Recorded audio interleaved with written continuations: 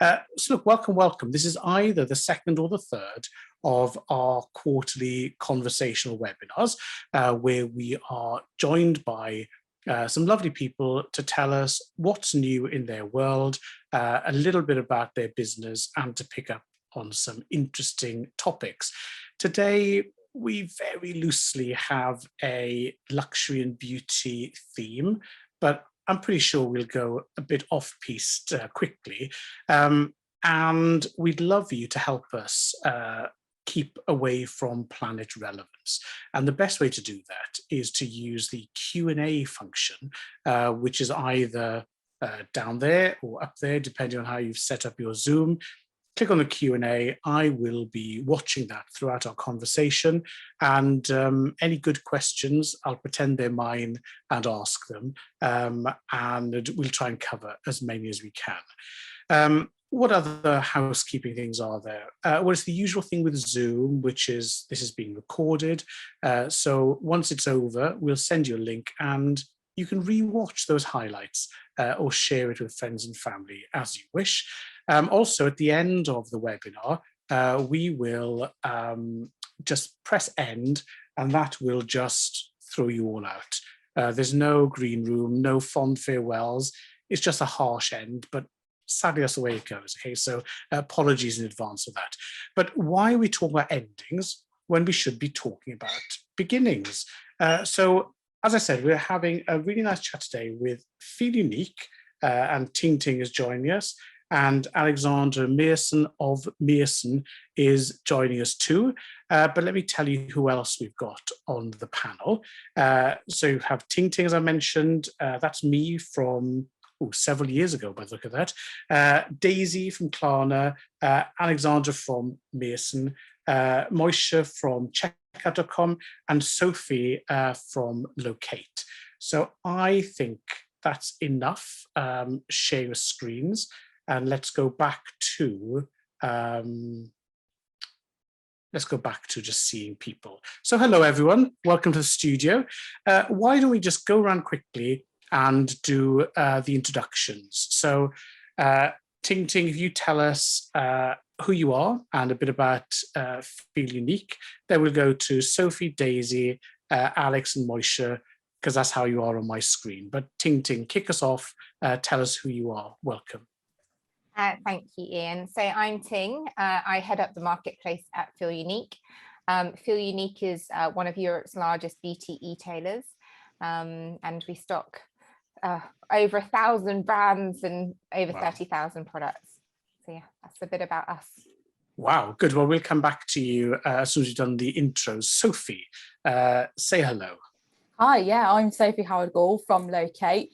We specialise in location intelligence, so providing the tools to capture and validate customer details at the point of entry, building that confidence and the trust between a retailer and a consumer that, you know, goods and services are going to be delivered on time when they say they're going to be delivered. Now, location intelligence, those of us who maybe aren't as up to date on things might think you're talking about postcodes, but we know that there's more to location intelligence than that. Just give us a flavour of some of the data you have and can deploy for retailers. Yeah, that's right. So sort of the core product, if you like, is address verification. So postcodes, zip codes, making sure the addresses are formatted correctly. But for example, in the UK, we have data sets that allow us to be able to give property intelligence to tell, you know, whether a customer is on a top floor flat, for example. I don't know, you know, if you've got any delivery issues there, or you need to make any considerations with deliveries there. So yeah, and then we also have the tools and services to be able to flag anyone who's moved, any gonaways, anyone that's sort of, you know, flagging on the bereavement register, so that we can really help you get those insights into your customer data and you know, make sure that you know your customer database. Fantastic. And we did a white paper with you last year about some of the uses of that. So really enjoyed learning. Now, Daisy, welcome to you as well. Tell us a bit about you and Klarna. Hi. So my name's Daisy. I'm a business developer here at Klarna. I'm sure you've all heard of Klarna, but if you haven't, we're now the largest buy now, pay later service provider globally. And I specifically actually have had the pleasure of managing a number of beauty and premium fashion merchants whilst I've been here. So yeah, really excited to kind of have the conversation today. I'm really specifically excited to hear about and talk about how beauty specifically has taken off over the last year, this adaptation and kind of adoption of a more natural look, and kind of how that could move into this world where, you know, online is not the only place we're shopping anymore, and we're actually allowed to finally get back out into the stores. So yeah, thanks so much for having me. Now, Daisy, you did come up, or at least you're the first person I heard use this amazing term, skinimalism, which I really wanted to steal and pretend it was me. Just tell us a little bit about skinimalism. So I actually can't take the credit for skinimalism. I believe it was King that said it last time, but I'm loving it, so I'm also taking it. I'll definitely 100%. I think the big thing has been that, you know, what we talked about last time was how potentially beauty was no longer this just foundation or mascara. It's actually about all the products and about caring about the skin. And we were talking about how kind of both in luxury and beauty, it's more about how kind of you as a consumer now are wanting to educate yourself on what is in the products, but also how the product kind of works for you. And so actually recently Klarna's just done some work. We've just done a brand new kind of survey that had 40,000 shoppers come back to us, and actually they were saying, and I think, let me just check here, 34% of individuals on it were saying how actually this kind of, I guess, reduced look skincare was how they were planning on moving forward. I think at the beginning of lockdown, it was Zoom calls with perfect hair and perfect makeup for us girls. And then slowly it turned into greasy haired top knots, very minimal looks. And I think it's quite nice that kind of we're hitting a balance, and it's not just all about, what looks good. It's actually about what is good as well. Great. Well, look, we've embraced that by all going natural today. So teases in the comments, please. I've just realised that there are a couple of beards around the place other than me. So Alexandre, welcome to you. Tell us a bit about you and your eponymous brand.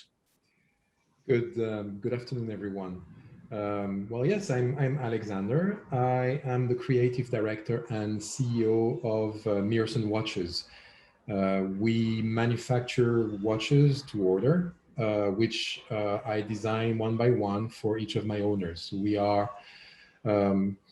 quite exclusive by definition, not excluding, but exclusive, because each piece is made to spec and for each owner. And I just love it.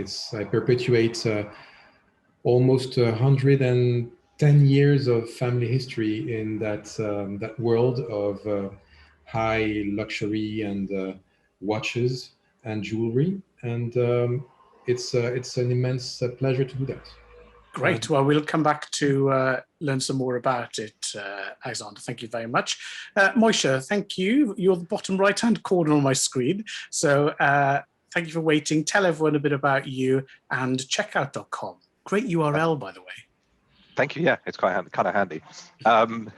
Thanks, Amy. So I head up commercial here in UK and Ireland for checkout.com.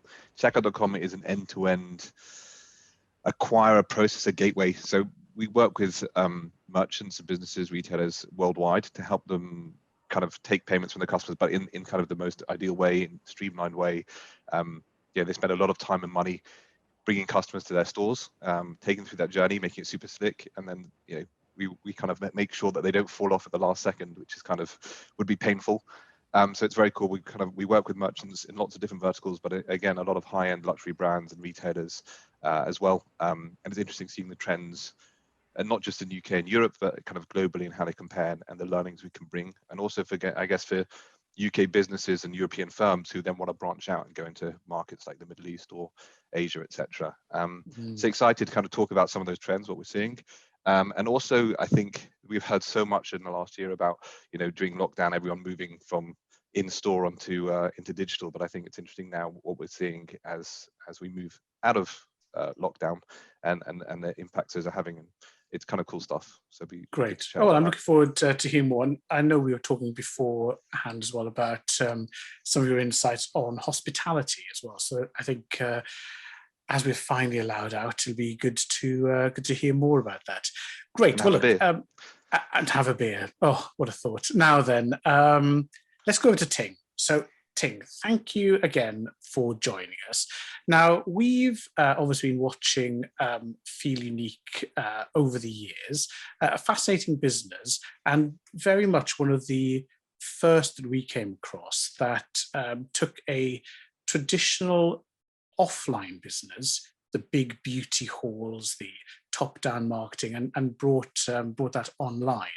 So just tell us, how has lockdown been for you? We're all looking from the outside. How did lockdown impact on the business? Well, COVID has been an interesting one. From an e-com perspective, we were able to optimize the traffic that was coming through, and we had to be adaptable as a business. We saw great shifts in trends, the product categories that people were buying into due to salons closing, beauty salons closing. So we saw this great shift into nail care products, a category that's actually been declining and struggling in the business for some time, suddenly was in, significant growth. We saw that customers were able to spend more time on themselves. So we saw an increase in treatment items and customers really building out their regime because they had the time to spend and self-care. We saw an increase in hair products, as you can imagine, people trying to keep on top of their greys. So we saw root touch-up products go through the roof. Hair masks, again, all of those products where people now suddenly had time to care for themselves. And in addition to that, healthy living products, so supplements and products to support your immune system. Obviously during COVID, where it was really key to focus on strengthening your immune system, we definitely saw that as a growing trend. We did have challenges as a business, as I'm sure everyone did, as we suddenly had this influx of traffic and influx of orders. And we did have some challenges around that, trying to cater for the additional demand.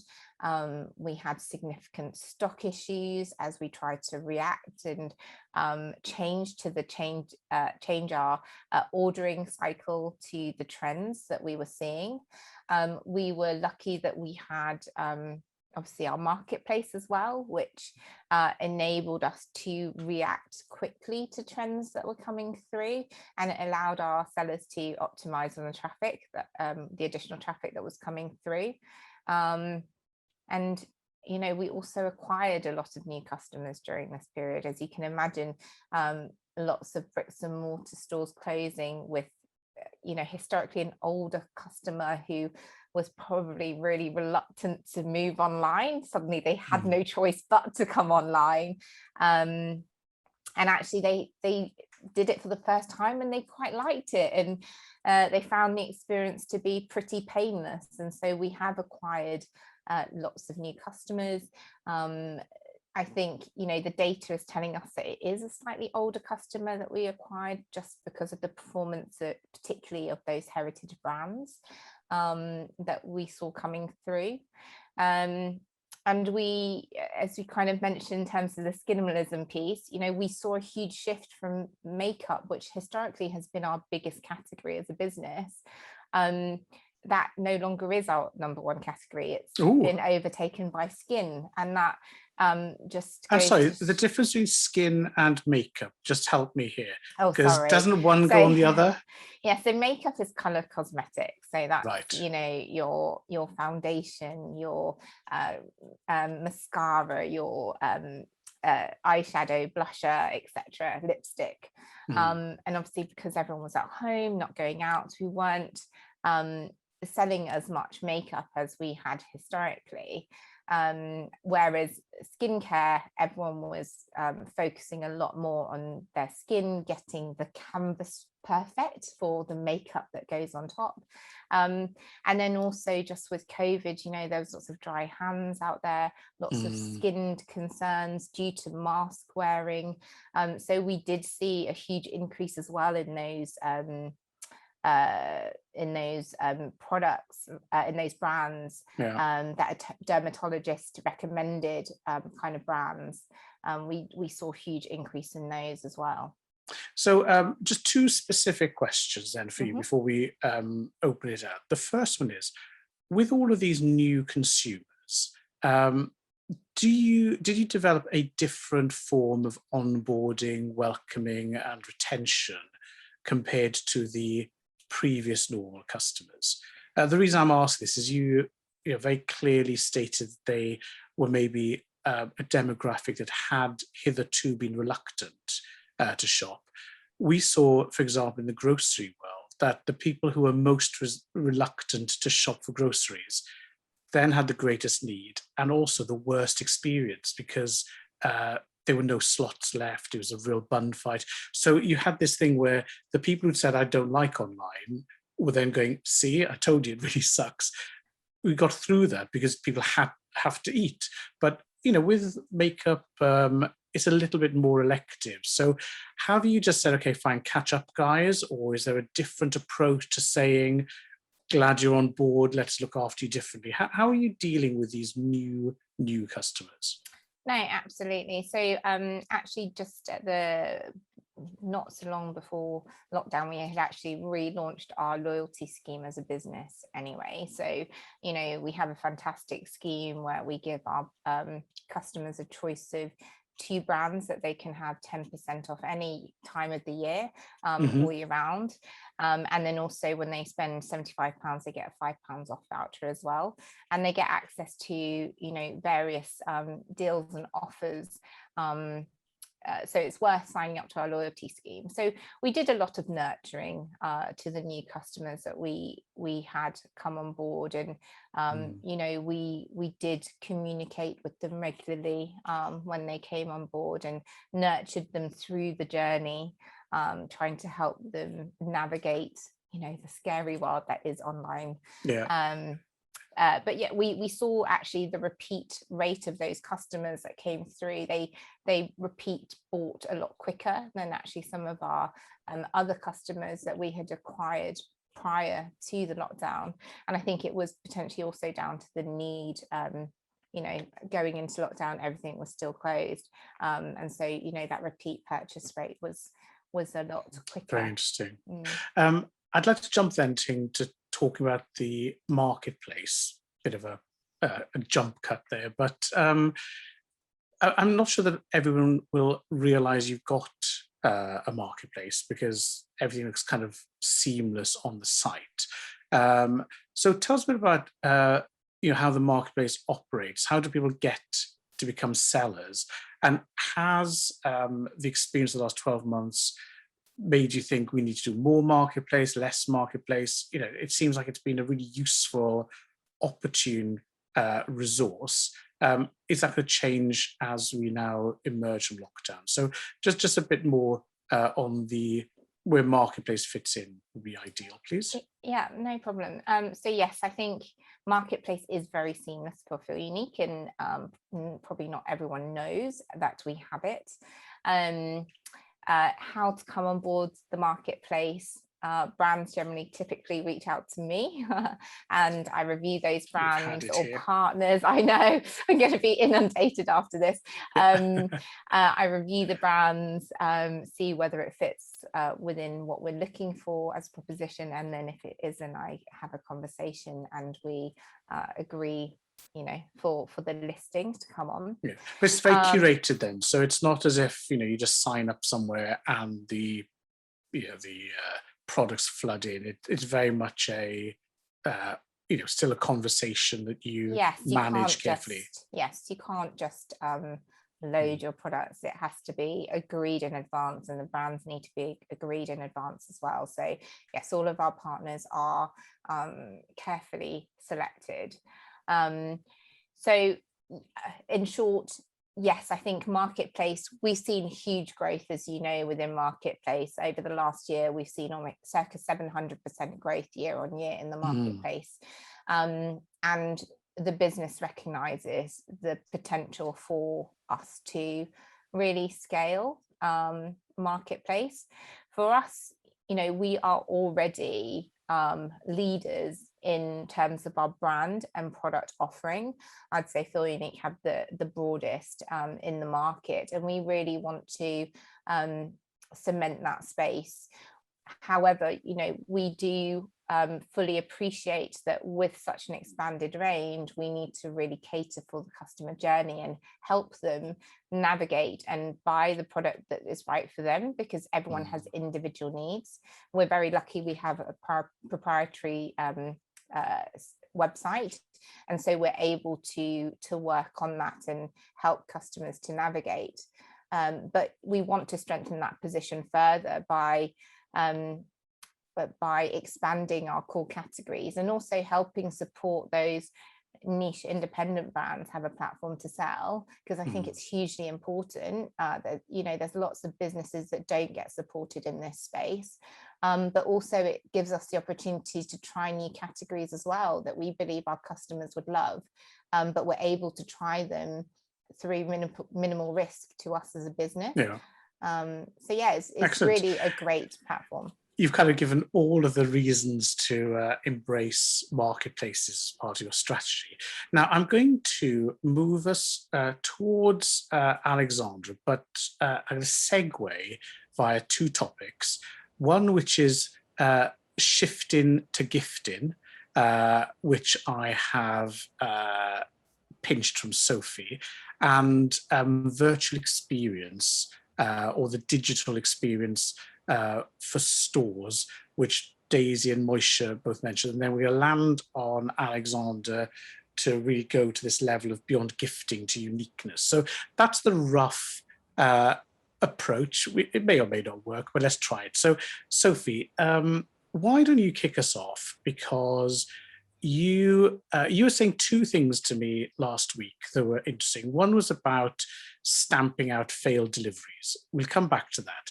But the other thing you mentioned, which really resonated with us, was making gifting easier. And you specifically mentioned split deliveries. So can you maybe pick up on that? Because, you know, Ting's been talking about a marketplace where we have a vast array of product. We've now got new customers coming. And once they stop thinking about spoiling themselves and self-gifting, I'm sure they'll be wanting to share the love with others. So summarize the problem and solution, please. Yeah, certainly. So, I mean, just looking at our own usage data, and that's customers that are entering address lookups in checkouts, for example, over the last 12 months, the sort of level of traffic has been maintained at that kind of about 154% up on the year previous. So we know, and that's within the luxury and the beauty retailers specifically. So we know that there's been this whole shift, as Ting's just sort of described as well.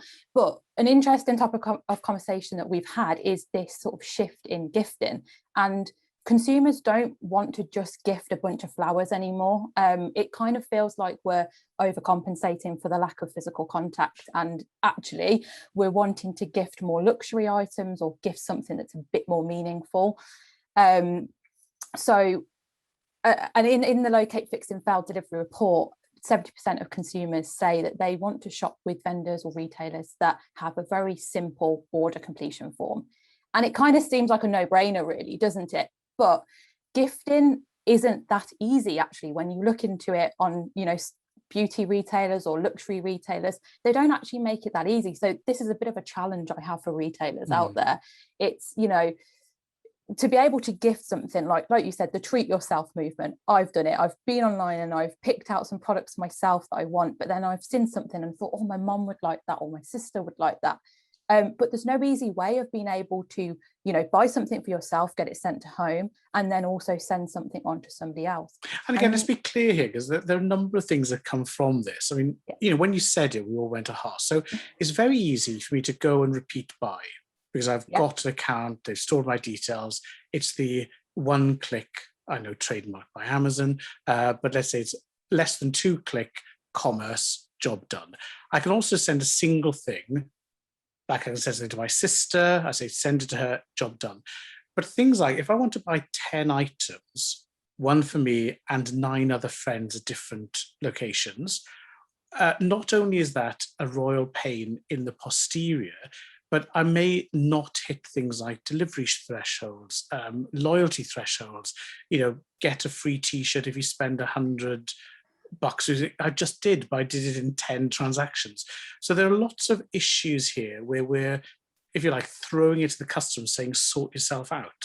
Exactly. And if you think about it as well, who's got the patience to, shop and check out once, then go back, shop again, check out for a second time and a third time? Who's got the patience to do that? And actually, it's not a great UX, it's not a great user experience. The customers are probably not going to end up gifting then in that instance. So yeah, I mean, brands like Space NK are starting to do the split delivery now, but it's still very rare. And I wonder why that is, because if you can have one checkout, one order, but then you're sending items off to multiple people, it seems like a no-brainer, but it's such a nice flow for the customer. Well, look, if there is anybody on the call that has experience of this, either trying it and realizing how difficult it is, or exemplars that are working, do drop either a question or an answer into the Q&A and let us know. So that would be great. Now, we were also talking earlier about the importance of store experience and how over lockdown we've tried to replicate certain store experiences in the digital domain. So digital concierge, video following around the stores. And I think web experiences have generally taken several steps forward. But now we're going back to stores. What are we seeing in the digital domain where we have to either get even better, or there's more pressure to link with the stores? I mean, Daisy, you've been talking about this for quite a bit. Is there something that you wanted to pick up here around the whole sort of virtual consultations or that link to digital? Definitely. I think it goes back to this whole thing, wasn't it? It's a whole story, isn't it? So last year, we all had to go into lockdown. Suddenly, all these stores were closed. We've heard it again, Ting. There's suddenly this influx of new shoppers, and it's all very exciting. And then suddenly, your shopper has bought the things that they were originally going into, and then they're no longer being inspired in the same way. Because actually, I personally, and I'm sure lots of people do, I used to love going around the stores, being physically inspired, speaking to people, and specifically in beauty, I think it's really important. It is a consultation. It is not a one size fits all. And I think there are certain brands out there that have done it phenomenally. Go on, name names. Charlotte Tilbury have done an incredible job. They allowed shoppers to have free consultations online, and from that they actually saw massive increases in kind of buy-in of new shoppers. They've been able to acquire new shoppers, and I think that's really exciting. I think that shows that they had, whether it was on their path before, I'm not sure, but they were able to suddenly adapt to, there is this gap in the market. We're not able to sit and have these consultations with our shoppers, that they come into shop for Charlotte Tilbury for that reason. And I think what's really exciting is I personally think beauty goes into 2 different segments. So you have these kind of stores, whether it be physical or online, like Feelunique, where you're able to kind of be inspired by searching for skincare routines or mascaras, and you've got a whole array. And then you have these pure players. And I think the really exciting thing has been, kind of from Klarna's perspective, I think these pure players have finally been able to find their voices online. They've finally been able to kind of do quite a lot of work on their tech developments. And then actually, I think The Ordinary we should call out. They've done an incredible job. I don't know if you know of them, but they very much have spoken to shoppers and tried to educate themselves. And their shoppers on the products that they have involved. And I think this all feeds back into this kind of consumer behavior. And now we have the really fun, or they have the fun job of trying to almost not backtrack, but how do you take this massive surge that you've had of online shoppers? And, you know, as we said before, we've got the luxury of being able to go back into the physical store. So how do you have that from kind of a luxury and beauty perspective? I think, you know, from Klarna's perspective, we've been really, really proud of the number of shoppers that joined our network last year. We're now over 90 million shoppers globally. Sorry, just say that again. I think you deserve, go on. How 90 many? 90 million shoppers globally. Wow. Yeah, it's about 33% year-on-year growth that we saw last year. And actually, I think the UK in itself, I'm pretty proud, it's still adding around 700,000 shoppers to its network on a monthly basis. Hey, and Daisy, if I wanted to get the email addresses of those shoppers, do I just ask you and do you just send me a CSV? I'm afraid it's not that simple. Oh, okay. It's not that simple. But no, I think what I was going to say is the exciting thing has been how, you know, there's this adaptation, and these businesses that we're working with really closely in partnerships have understood that we're driving something new. And actually, we're now in stores, and actually Klarna's coming to the physical space. There's a number of luxury retailers and beauty retailers that will be launching soon. It's been traditionally something that we think of in kind of, I suppose, the more fast fashion side of things, physical store. But Belstaff have recently launched Klarna in store. I know that UGG shoes have got it live in a few stores. And there's a whole host of new kind of brands that are actually taking this flexibility they've seen online that they've been able to gain with this kind of growth they saw last year, and actually make it adapt to them in both their environments. So yeah, no, it's exciting. Thank you. Well, let's see if we can extend that excitement a bit. And Moisha, I don't want to limit you, but the two things I had on my mind from our conversation were about hospitality industry and how that's bouncing back. I think you've got some information on that. And also something that is close to everyone's heart, which is mobile, the mobile dimension. So in no particular order, can I just ask you to pick up on those as we move towards Alex? Absolutely. I think it actually flows on well from what Daisy was saying, right? It's I called it the kind of convergence of digital into physical, right? So before, you know, at the beginning of lockdown, we had it the other way around, and now we're coming out.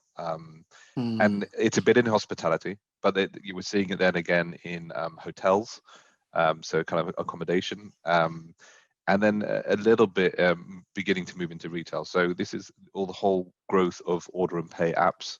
So we probably had a couple of clients a year or so ago, and now even the last month, clients coming to us as just, you know, regularly you've got new inquiries, and that's driving the need. So as consumers come back out into the physical world, the digital experience, whether it's driven by still a little bit of concern about handling cash or interacting with people and kind of trying to remain a little bit of social distancing, whether it's driven by just the convenience and ease of it, and certainly there's a lot of that.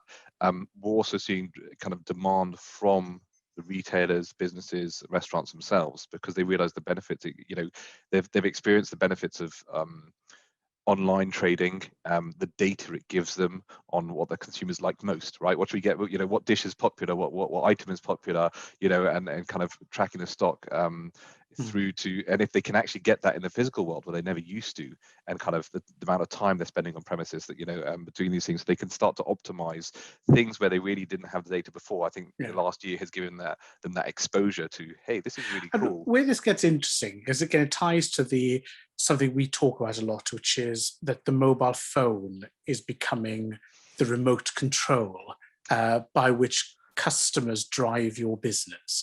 So, you know, if we think about Feelunique, I'm totally used to just going to the website on any device, picking the things I like, one click, order's done, I know it's going to come and be delivered. If we think about a multi-channel click and collect, you know, go to John Lewis or Waitrose, send to my local Waitrose, I understand that, but these are kind of at a remove.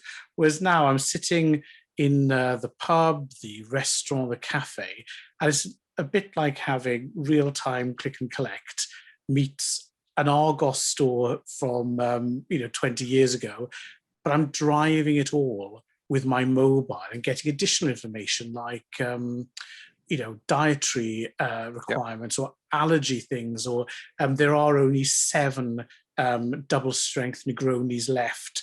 You better get 3 now, kind of thing. So I think this combination of sales information with brand information with real-time control is, really, it seems so natural, but it's a real step forward. Yeah, no, 100%. It was the location on demand stuff. You're seeing it in retail, right? You have, was it Amazon Now or Here? I can't remember which one it's called. But you can kind of, you're in the park. Now. Yeah, you're in the park and kind of the babies. You run out of nappies, and you can just order a pack of nappies like directly to you. I mean, it's incredible. We had some stats from actually I was in Tel Aviv, God, a couple of years ago, and on the beach they had order and pay. So wherever you're kind of lying on the beach, I'll find you and just bring you like fresh drinks and fruit. So the movement to mobile is awesome. So I think one of our customers had stats about 58% of under 45s are now going to, they're likely to order more if it's a simple mobile-based customer experience. You got I think about 71% of adults under 45. Very much in favor of kind of bringing the technology into like dining experience where it hasn't been before. And some of the tools in the payment space have kind of fed into that. So you think about PayPal's been around for a while, and online everyone liked it. It was one button. You don't need to type your address and all the card number. But you've kind of got Apple and Google Pay, which are almost perfect in the mobile handset, right? You just do it and you fingerprint and it's done. So kind of some of the checkout tools which have come in, and we're seeing massive demand saying, look, we really want Apple, Google Pay, and it hasn't, our provider hasn't done it yet, but it's as you said, it's one of those steps that can just really, perfect a customer experience and kind of bring the customers in. So it's very cool. I just wanted to, sorry, I was going to say, Moshe, I completely agree with that. It's one of the things that kind of Klarna has very much heroed itself on, is this kind of, once you've been a shopper, you don't really want to have to go through the whole checkout process again, do you? And I'm sure kind of actual from a brand perspective. And I was going to ask, on the kind of topic of like mobile, you're kind of saying there's a bigger adoption. It's really interesting because we were looking at some kind of the beauty stat data, and actually, because we're no longer we weren't commuting, people weren't scrolling and browsing on the tube or the bus or whatever. And therefore, and that was very much obviously on a mobile. And so actually what we were seeing is that there was more of kind of actually less peaks in the day. And it was more this kind of constant flow of, oh, I've got 5 minutes between a meeting. I might just have a quick browse and put a few things into my basket. But also, there was kind of, I suppose, less demand on mobile for that reason, because people, whether that was a good thing or a bad thing, were slaves to the desk, let's say, but they were sat at their desk and you can do it in between. And it was out of interest. Have you seen any of that shift at all from your side? Oh, that's a great question. So obviously I talk about Apple Pay, Google Pay, PayPal, but Klarna, we work closely with you. So Thank you. it's a good one. Click on that. But no, I can't say there was a noticeable dip in mobile. But I think that I completely agree with you with kind of some of that insight that I've done it myself, right? You're sitting on there, then kind of, you've got a few tabs open. So there's definitely rise in in desktop shopping. So, obviously overall growth in e-commerce. So no, I don't think we saw a particular drop in mobile, but certainly as we're coming out and people now back in the world, mobile is definitely kind of shooting right up there as a channel. It also, I guess, depends on the geography, demographic, and all those kind of things where we're going to see it's also an interesting jump because as someone who spends their working life on a screen of some sort, it always used to amuse me that people who had real jobs and maybe would look at a computer once or twice a day. I think, well, why aren't you answering me? I've mailed you, and they're thinking, what sort of life do you have where you sit there waiting for email to ping in and ping out? I think what the pandemic has done is really made people now see their phones or other devices as a lens through which they understand and get to control their world. And so I think when we go back into working, that idea is still going to stay there. But look, Alex, we've wandered around the screen, and many things are pointing to you. Wow. There's so much I remember when the first time we met and we were chatting, and I said that so many people talk about personalization, but you are personal. Or people talk about luxury branded items, but you're actually a manufacturer and bespoke. So it's a real privilege to have somebody who is an artist designer and makes individual one-off items. So all the billionaires on the webinar today are obviously reaching for you, but for the mortal, you are interesting because you don't have a supply channel, you don't have a stock range, you don't have, segments. You're a man who has actual products in actual stores for actual customers. So just as how did locking down impact your global personal business? I think just after you're about to open a couple of flagship stores in New York. So, timing, tell us how that was for a business that's very personal when the stores shut down.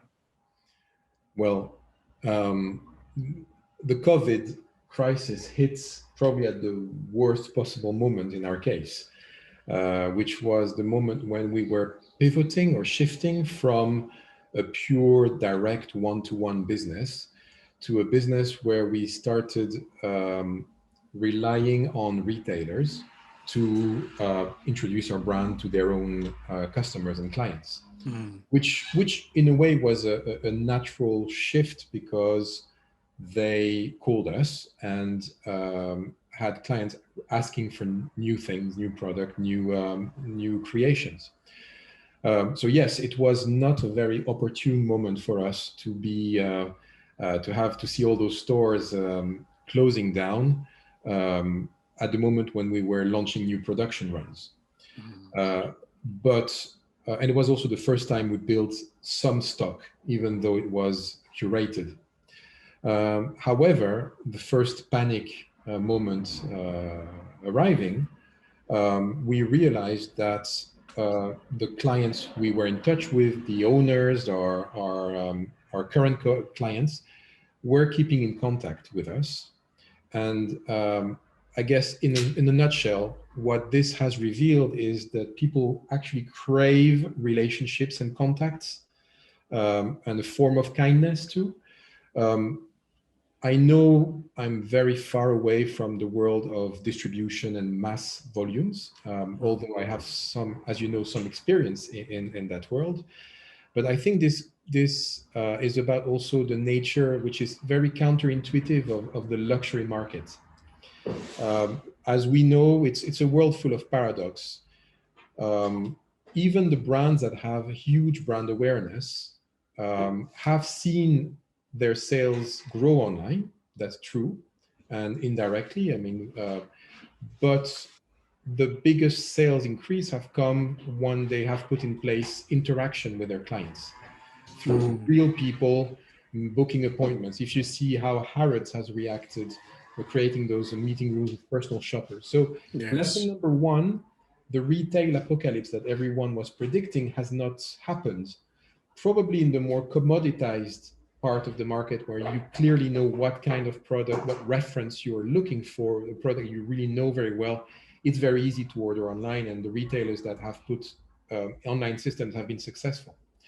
What we noticed in our little world of of exclusive products, low volume businesses, is that yes, people wanted to interact online, and that's why when we launched our app quite early, actually before the COVID stuck, we did our augmented reality app that allows people to really visualize a product in interaction with me or someone in the atelier to really discuss their product. This has been extremely helpful, I guess. And again, the technology there is probably not as important as the fact that that's the bridge between them and you. So instead of picking from a list of 12 options, I don't know, if you're picking a car color, you're actually talking to you about how could they change it uniquely. So I think it is that contact again with the creator that's made the difference there. I mean, exactly. And when you talk about online and offline, I think the lines should be more blurred than that and not opposed. So for me, there is one retail experience which uses different tools, and that the core of it is interaction and experience. I think there is kind of a bizarre paradox in thinking that a business which is highly consultation based in store would suddenly be accelerated by bots. It's quite irrational. Uh, Going back to the beauty discussion, I find it paradoxical that brands like Estee Lauder and other hire beauty therapists with machines to look at your skin and try to identify what is the right product with you when they're in store. And when you go online, it's a questionnaire.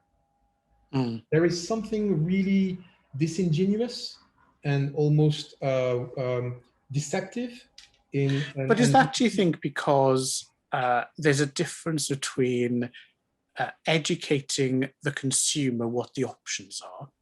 So if we're buying a car, you understand there are 2-door, 4-door, 5-door, whatever door. So, you know, when you're born, you don't know that, you need to be taught it. But really, that's just us working out how to use an in and out door. And then other things are real choices where the retailer changes. Yes. So an example would be, you know, when you look at a door, it either opens or closes. And you don't try and walk through the wall because you learn pretty quickly that that hurts. So the wall trains me to use the door instead of that. Whereas other things aren't just pain. They are more about discussing better options or custom things. So that's true. And that's what I mean. What the example I gave with the beauty product, if you choose a product which is not good for your skin, you're going to have disappointments. And but the fact that in store it requires a machine and someone touching you and looking at you and discussing with you, but online it's a simple questionnaire, puts in question the reality of the interaction in store. To go a bit, I would say it's people really in a low volume business like like mine, and I appreciate it's much lower volume than in the marketplace in beauty elsewhere. I realized that what really matters is the sales people, the sales personnel, and we always go back to that issue. You cannot solve a problem by turning around it and finding a tool to replace it. You need to address the issue. The key issue we have is the training of our staff and the capability of these people to tell a story and engage their customers. And simply replacing a bad salesperson by a worse robot will not help the situation. I think that's the big finding that we. And you know, with due respect to all robots who are now feeling sad, how then do you scale? Because you know, Ting was talking earlier on about growing the marketplace. You're on the other side of that, which is, you know, 1 minute you're thinking I need to scale up production, and then your channel goes. So how do you scale as we're coming out of lockdown and people can move and meet, you know, in the foreseeable future? What have you learned from the last 14, 16 months that you think, right, this time around I'm going to invest in growing this way? Or, you know, how do I extend my being personal with my clients? I'm going to humbly talk to you from the perspective of a brand which has no brand awareness. So that's a big thing, because the issue in luxury is that you can have the same, let's say, standard of quality between two brands, one being super known and the other one being unknown.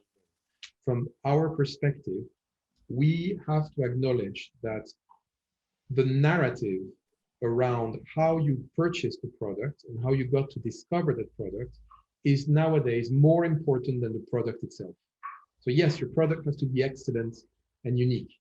So I would invest massively, and I am going to focus all of my energy in building more relationships with clients and more occasions to interact. The second step is to go direct in store. In other words, be even more present than I was before in retail, but actually considering having our own retail operations that we can control and the importance of having your theater where you can act and play and meet and have people come whenever they want, your lifestyle place. So store has to be a lifestyle location now. It's not anymore purely a shop. It has to be an encounter place, a place where you meet and discover. So I would say the first thing is to build your roots somewhere, and develop even more online than we were born online. This new chapter in the Meerson story was, as you know, born online. And we're going to develop much, much more real, authentic, interactive content online, where we're going to expose ourselves much more in our workshop, in our daily lives, and answer questions. Yeah. And basically focus on direct relationships. That's the number one thing. I think, Great. can I just say, I think it's really interesting because it's kind of done exactly what we did previously. We've gone kind of full circle. But I think what the exciting part about for both from a luxury perspective and a beauty perspective, it's all about, you know, the last year, shoppers, I certainly have kind of wanted to educate myself on what is in said product, or how it's made, or where it's from, what it's, and I think the exciting thing has been that, you know, unfortunately, it was very sad, but businesses had this physical space removed, and that all of the focus went on online. And I think the exciting thing is going to be that I don't know of any businesses that have decided that, oh, fantastic, last year was great online, let's go back, think about in store again. Instead, it's actually the strategies have split across. And I think, you know, Alex, your point about kind of using the in-store space potentially for a different reason to what we were using it for before, and using it to have those, you know, to educate a new shopper, to acquire a new shopper. And actually maybe the online space is where you're tapping into, you know, people that feel comfortable in that space, or people that have already purchased before, and actually you're tapping into a repeat shopper, I think is an exciting position for all verticals, but specifically for beauty and luxury, who require this kind of consultation, or this point where like a shopper wants to be informed a little bit more. They might have done their own research, but I think it's exciting, and I think it has a place in both. And Daisy, if I may, there is something which is very interesting. Is we live in a global world. I'm based in Europe. Currently, 80% of our clients are in the US.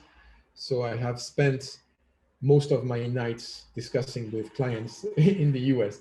But this, if you push the reflection further, it almost means that the shopping hours we're used to have to change. The biggest sales I have done over the last year have been when people were out of their working hours, where they could have a consultation on a Sunday morning or a Saturday evening or Friday night. And they were amazed that I could, why not? We can book an appointment with you whenever you want. So we need to use the store, because still interacting, hugging. I mean, the biggest sale event for me is when I deliver a watch and the client invites 20 people at home for a party. I think, Ian, to your point of how we scale, what is going to happen, I think, in the world of, I would say, premium and luxury, is the rebirth of party selling. Is the rebirth of, yes, you know, Tupperware. Well, it's like the trunk sales, isn't it? The where the atelier brings. But you know, in another market, going back to beauty, that's how the beauty shop grew in the UK. Yeah, of course. Yeah. So, Ting, are you thinking that as well as the marketplace, and as well as the efficiencies that come from well-honed digital operations, are you looking to inject that sort of personal into your business as you scale? So I think Daisy mentioned earlier on the content you've got, the advice and so on. Is that as far as you're going to go, or are we going to have an army of on-demand personal advisors? Is that a route that you think will come to your business? So, you know, we already use a lot of content, and over lockdown, we did have a lot of masterclasses, Q&As, etc., to help educate customers further, and we have buying guides online. We actually already have a live chat function on site. Not with robots, of course. No, where customers can speak to one of our advisors. And at the end of last year, we also launched a community. So we already have a significant amount of participants in the community, where people can reach out and get advice, not just from our advisors, but also from, peers. And also we have invited brands to come in as well to offer advice further. So I think, ultimately with bricks and mortar opening back up, there will be customers that will want to go back to bricks and mortar. But realistically, that sensorial experience that we expect with bricks and mortar is unlikely to be the same as it was. Online retailers such as ourselves will work extremely hard to break down those barriers for customers. So I'd say Feelunique have one of the best sampling different initiatives in place to help customers choose the right product for them. And we will continue to work hard to help customers find the right products for them. You won't need to go into a store to get color matched, for soon. I mean, the AI is just incredible that is available. And online. I was literally just about to say, I don't think anybody, unless you tried to buy foundation online, will fully understand how frustrating it is and how difficult it is, and the technical advances that have been put in place to ensure that you get that same experience of actually having 4 different shades on your hand or on your face. It is available in, I suppose, the remote world, which so maybe when we get back together again, we should try and do it in real time. I've just done it recently, actually. I have done it recently. And actually it color matched me better than in store, because in store, depending on the lighting in store, I've been color matched before and it's looked great in the store, and then I've left and I'm like, oh, that is really not a good color. Daisy's laughing because she clearly can relate to that. I can definitely relate. Yeah, so actually the AI that's available now is incredible. Can I say what's this world of online experience? I think we've gone through a few years where the digital world has shown how convenient it could be. So we now know it's very easy and culturally accepted that it's one click to purchase something. It's very easy. Although the purchasing experience is not ideal everywhere, but we know it's there and it's convenient. I think it's now, when we talk about buying a product that is so intimate as beauty or so experiential as luxury, we need to see digital not only around the convenience angle, which is to choose the product, but to learn about the product and learn about the story of the product. And this is where low volume businesses have an advantage, is that you could actually invest in real ambassadors and connections. And this, as long as the average sales price justifies that, of course. Look, I was going to do a clever final question.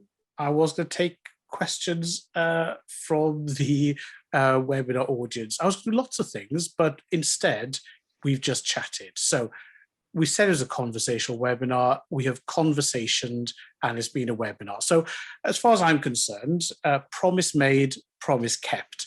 But I couldn't have done it alone. Ting, Sophie, Daisy, Alexandre, Moisha, what can I say? Thank you all very much indeed. I am going to ask Scarlett, our wonderful digital editor, when she writes this up, to make sure that she includes a link to the locate stamping out faulty fulfillment report, which is a real laugh. I'm also going to put a link into the podcast we did with Alexandre a while ago that goes into much more detail about the creative process and the product itself. And if anyone else thinks of something they'd like included, they'll tell me offline, I will put it in as well. So I'm just gonna say a massive thank you to everyone. The time really has flown. And so I hope that this has been interesting, somewhat useful, and will help you as we try and trade our way, not just back to normal, but to a better version with some of the ideas we've covered today.